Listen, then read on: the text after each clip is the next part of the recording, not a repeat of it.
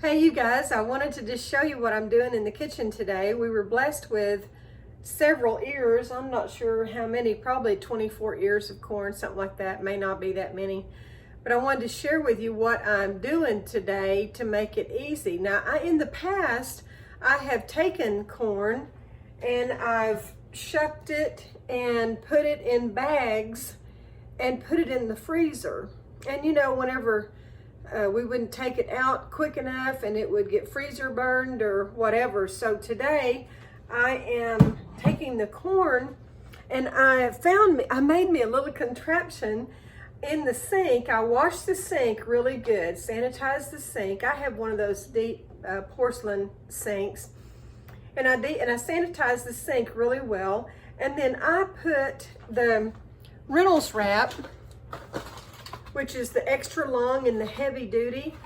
I made me a long piece and I put it in the sink one way and patted it down.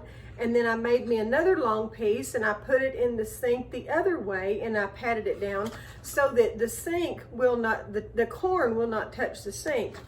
And so then I had a great idea to stand over the sink, which is more comfortable for me than trying to stand over the counter and cut the corn off the cob. And then you've got corn everywhere. If you're the kind of cook that I am, maybe I'm the only messy cook there is. But then you've got corn everywhere and you wonder, what in the world, you know, when you pick corn and a month later, you might find a couple of kernels in behind something that you missed. Well, I decided I was going to put it in the sink and do it this way. So I'm going to just do a couple of ears for you and then I'm going to shut the video off and see if I can put it on Facebook for you. So watch this. Here's the sink. I don't know. I'm assuming that you can kind of see what's going on there. Let me get this just right. And here's the corn. And you'll see that I've got my knife and I just put it in there and I'm real easy so that I don't cut the edges or poke a hole in the tin because I don't want the corn to be, you know, with the sink even though I sanitized it. But then I just cut the corn off of it easy like that. It's just so easy. And y'all, I don't cut those real deep down into the corn because I don't like that real hard husky stuff, those kind of shells or whatever you call that. And then I take a look at the corn and then, you know, if it needs to be, and I throw it away. And then I go to the next piece. See how easy that was? You just cut the corn down like that. Just real easy when you get toward the sink. Keep twirling your corn around until you get your corn. Keep your fingers out of the way so you don't lose any fingers. You don't get any red stuff with the yellow stuff. And see, that is the way that I've been doing that. Isn't that a neat little thing to do? I'm gonna raise this up. I'm gonna put this over here where you can actually see more of what's going on in the sink. See how that is? I don't want to turn that one way or the other.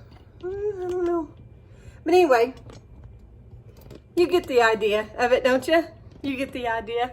So for you all that are trying to go to the farmer's market and get you some corn and get you some things in the freezer for this winter, I think this would be a really, then you can either put this corn with, you can take a cup full of corn and put it in littler baggies, or you can take a cup and a half or however big your family is, put it in the little baggies and put them in the freezer. And when you get ready to take them out, and even if you do it fresh, I'll probably make some fresh with some of this corn, keep some of it out. But you put that in a saucepan and put you some butter in there and just a little dab of salt and a little dab of milk. And then about a teaspoonful of sugar. And you stir all of that around and heat that up, and then that corn is just like you got it out of the garden. It's really great that way. Now I was telling somebody else, I've tried cooking the corn on the cob and then you try to eat it off of the cob and you got it all over your face, or you try to cut it off of the cob, which I like it cut off the cob, but it's so hot that you can't hardly hold it. If you cut it off when you first get it like this and put it in baggies and freeze it, or you can even go down to the store, get you a couple of cobs and then cut that out for your supper that evening or dinner that day. So I just think I wanted to just share that with you real quick, and I hope that you enjoy the harvest that God gives us in the summertime. Amen.